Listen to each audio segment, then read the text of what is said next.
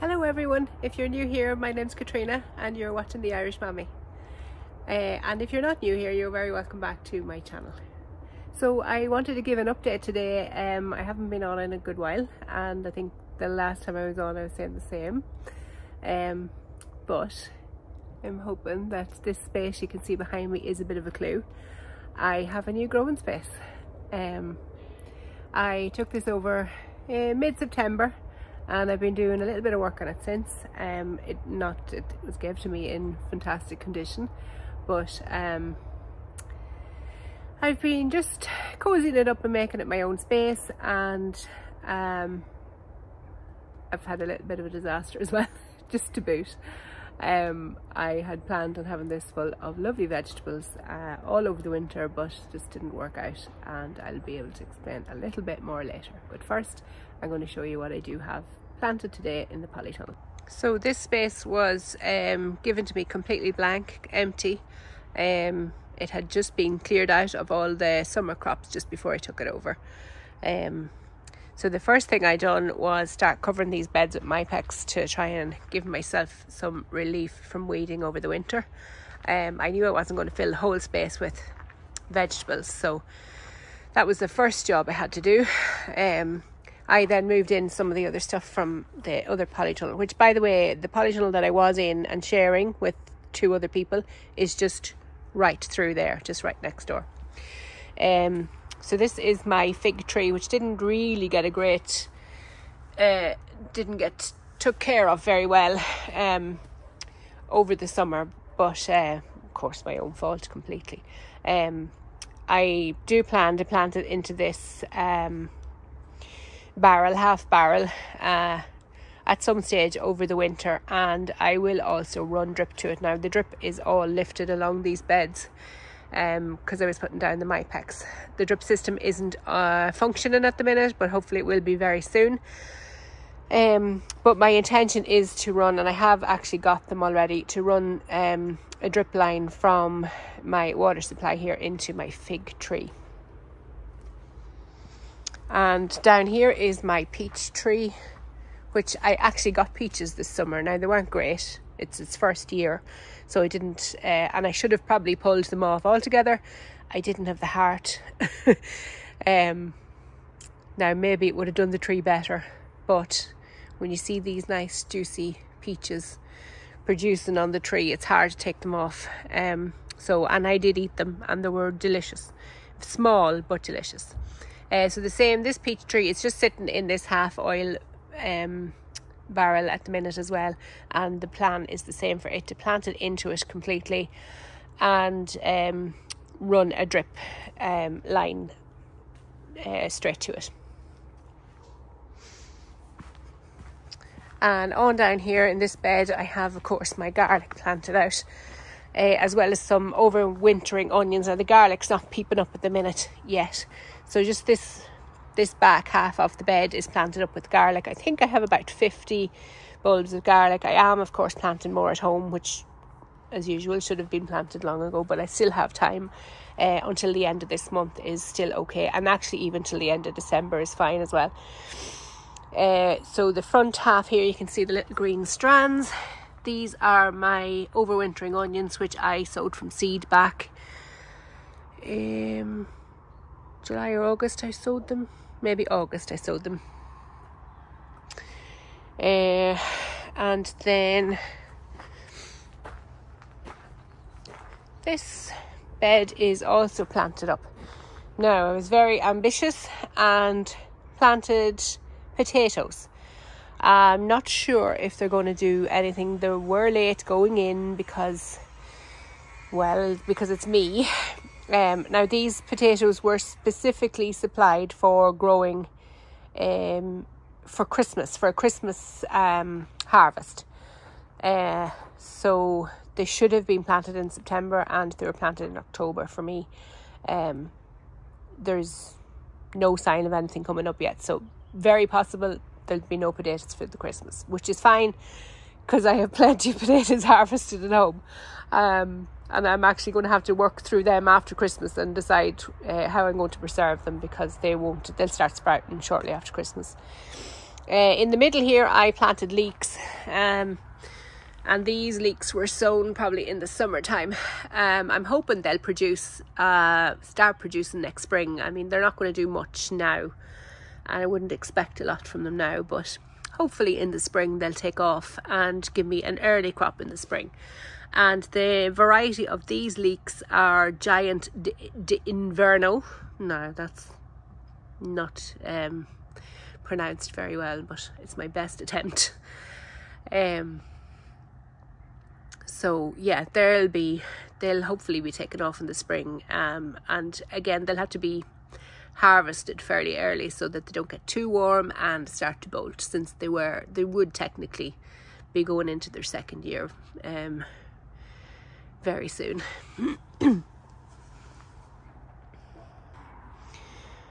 You can see I brought my rocking chair up. It was one thing I realised I was missing when I was putting all this Mypex on. The first thing I thought of was I have nowhere to sit down and relax. So that's remedied now with my little rocking chair. Not that I plan on sitting too much here, but especially in the dog days of summer, it'd be nice to sit down and have a rest. I got a few things from Quick Crop then as well. I'm still waiting on some more stuff to come in too. Just to try and get the place ship shape. Oh, now that's my harvesting apron. I have wanted one of these in so long, and I've seen kangaroo aprons, but I don't have the budget for a kangaroo apron, so this is the next best thing. I don't know if you can see. Wait till I see if I can hang it up somewhere and spread it out. Okay, so there I have it hanging up on the door, and you can see there's just a wee, I suppose you could call it like a basket type front to the apron. So you wear the apron and harvest directly into the pouch on the apron, and then this comes apart.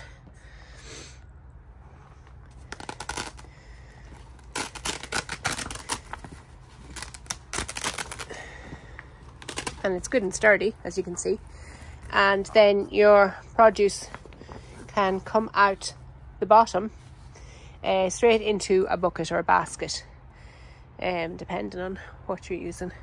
I just thought it'd be very handy for tomatoes, probably especially. Also green beans. They wreck my head harvesting green beans, and I think that will be ideal for harvesting those. What else did I get? Oh yeah, I got this now. This is emptied. I emptied it out into the bucket that I had from the last time I bought it. They must not have had the 10 kilo bucket in stock, so they sent me 3 of these instead, and I just emptied them straight in, and I'm actually keeping this empty container for something else. But this is seaweed and manure that I always get from Quick Crop. I use it all the time for my plants, especially when I have taken out, I usually cover it with compost over winter or early spring, and after I've grown the first crop, I tend to use this then as a supplementary feed for subsequent crops. But that empty container is actually going to be used for this, which is Root Grow mycorrhizal fungi. I have not used this before, but I'm thinking this soil, it looks fairly depleted. Now it may be because it's so dry at the minute, having not been watered, but I just thought, as well as giving a top up with compost now in the spring, I might use this mycorrhizal fungi when I'm planting out my crops from spring onwards. Now this has to be put on the roots of the plants. It's no good unless it's in contact with the roots. So spreading it in the soil is absolutely no benefit whatsoever, and it's just basically throwing money down the drain. And this was quite expensive for a 1 kilo pack. So I do have to look more into how I use it. This on the back was recommending that I mix it into a type of a gel consistency. I'm not sure how that'll work, because I'm not going to be planting a huge amount at any single one time. So anyway, I'll look more into it, but the plan is to give my plants a good head start in the spring with this mycorrhizal fungi. And I also have a new weeding tool. I'm probably going to use this in the walkways. Now I have it fairly well weeded at the minute, and probably it being dry helps as well. But if you can see, well, I zoom in up at the very top there, there's a good crop of grass growing there, and the water actually, there's a slight incline here outside the tunnel, and the water is running down and just coming in underneath there, so gives perfect conditions for the grass and weeds, of course, to grow when it has the heat of the polytunnel and the dampness from outside. So hopefully this weeding tool, if you can see it, I'll try and get you a better close-up. So this is the weeding tool here. It's a Bergen and Ball tool, and basically I'm planning that you just slice it like a hoe in many ways. You just slice it along the ground and slice off the weeds or the grass. It has quite a sharp edge on it, which is why it's covered. That's the plan, and hopefully it'll be a good tool, but we'll give the full review on it after I've used it for a while. And then I also got shallots, which I should have planted out, I suppose, already, but I'll get to that this weekend, hopefully. Also planting some outside at home in beds as well. And then these are the drip, what would you call it, drip lines that I have purchased for those fruit trees, and I'm sure I can keep some other plants as well. I got extra just in case. So this end goes into the water supply line, which is the black line along the back there, and then these 4 spikes come out, and you can put all 4 in one pot if you had a huge large pot, or you could put 4 pots lined up with 1 spike in each. I'm not really showing that very well because I'm trying to hold it and hold the camera at the same time, but basically I'll hang it up here. So the water comes out at the end of the pipe here along these spikes, and well, yeah, just at the end of the pipe there's a slight hole there, you can see it probably comes out through there. So this just gets staked into the soil of the pot, and that keeps the plant watered. So hopefully that will save me a good bit of work over the summer. Like, the drip system really is a lifesaver for me, especially because, you know, this polytunnel isn't beside my house. I can't just run out and water. So the drip system is handy in that it can be automated, and I don't have to come up as often. Now, one might argue it could be better if I came up more often. But yeah, so keeping everything automated, definitely a good job over the summer, especially when it is so warm in the polytunnel and hopefully dry. And then I also picked up a few hooks. I have more of this order at home actually, so some of it was for here and some of it was for home. Just a few hooks for hanging my tools up. Probably the doors is the only place where I'll get them screwed in. So that's the update on the growing space. I did allude to a slight disaster earlier in the season. I had planned on having this full of brassicas, which I sowed, I think mid to late August. I sowed all my brassica seeds: kales, cabbages, broccoli, cauliflower, of course lettuce leaves, like oriental type leaves, and I can't remember just all exactly that I planted, and spinach was another one, of course. So I sowed them in seed trays at home in the greenhouse, but somebody took a liking to my little seeds and repeatedly dug them out over and over and over again. So I re-sowed and I re-sowed and I re-sowed, and they were all disappeared. So I finally gave up and decided to tackle the four-legged friends because it was the only option at that stage. So I'm currently in the process of tackling the four-legged friends to keep my seedlings alive. Now, I re-sowed more recently and had the brainwave how I did not think of this before. I have a heated propagator in my greenhouse, which I'm sure many of you have seen before. And I never thought, I suppose because it was such warm weather, I never thought to put them in there with the lid on the propagator. So I finally came around to that brainwave, and that's where I'm currently at the minute with my seeds sown there, and I'm going to bring you up now and give you a wee look at them. But they're very, very young, that's the only thing. They're not going to take off now over the winter, it's just too cold. However, if I let them grow on in the propagator, now I don't have the propagator on, I want to stress that. My meter would be spinning if I had it on this time of year. Now I do often turn it on in January, which is only about 7 weeks away maybe. But I'm hoping my seedlings will be well on by then, that if the four-legged friends are still around, they'll leave them alone, and I'll be able to then plant them out in, I suppose late winter really, plant them in here in this polytunnel for an early spring crop. That's the plan. We'll see how it goes. So I'm going to take you up now to the greenhouse and just give you the update up there.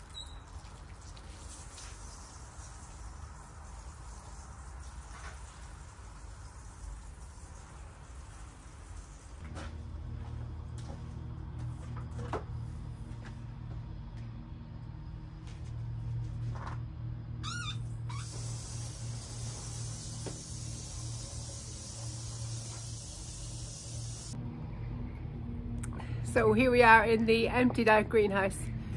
Mostly emptied out. There's still a bit of debris left that I didn't just clear out altogether. But for the most part, the beds are completely cleared. They do need to be topped up with compost again. That's something I'll pick away at over the winter. Haven't actually sourced compost yet this year.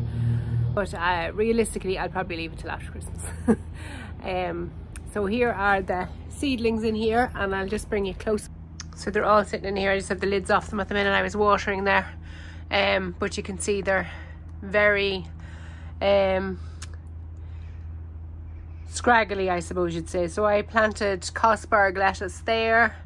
That's spinach, spinach Giant d'Inverno. I'm just realising the leeks that I planted were the same name, Giant d'Inverno. But anyway, spinach, Chinese leaves, Swiss chard. And I mean, these seeds have been sown, I would say 3 weeks now, or very close to 3 weeks. So you can see how slow the growth is at this time of year.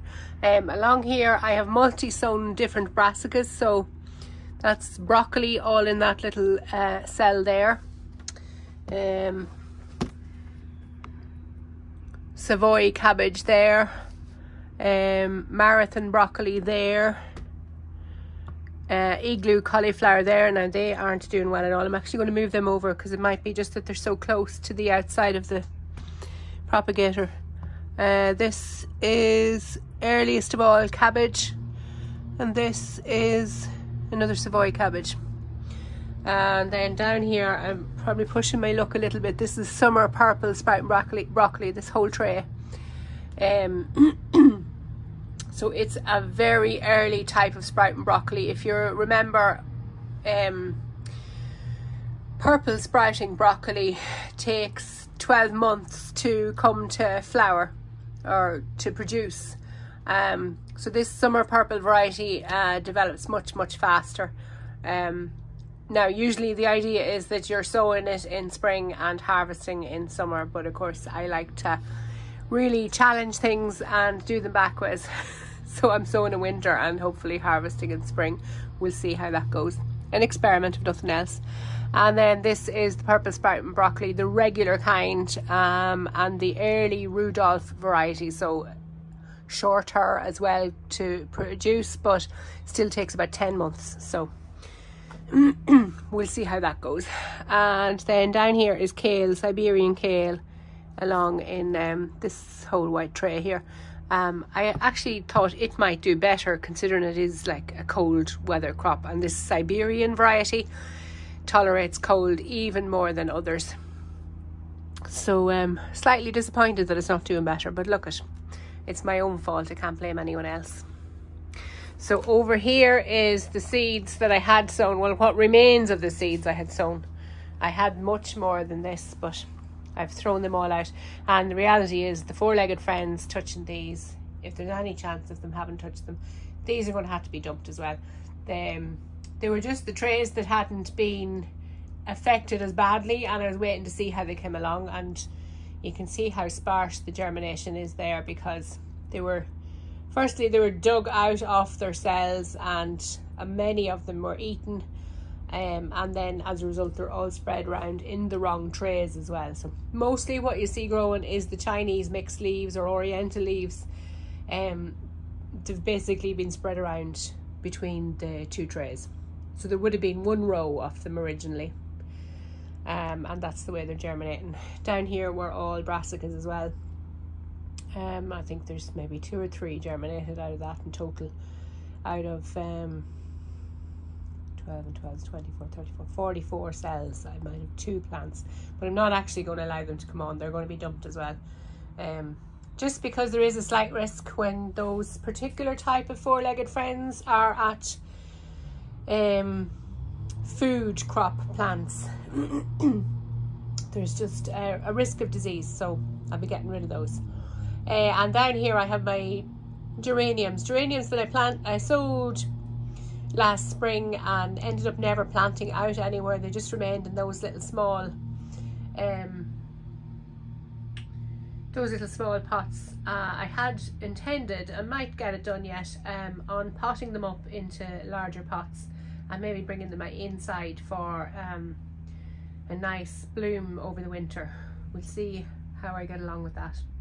So that's it. It's just a quick update. I know I had people asking if I was okay, which I thought was really sweet. That so I had people coming over who normally watch me on YouTube, coming over to follow me on Instagram and checking up with me to make sure I was all right. So I've been busy trying to get that space ready, and then with all the seedlings going belly up, I basically had nothing to do, or very little to do in the garden. So I am also working on another little project. Not ready to share that yet, but hopefully in the next few weeks that'll be shared. The reality is it has been taking up a lot of my time. I had to do a lot of training, though mostly online training, but still needed time.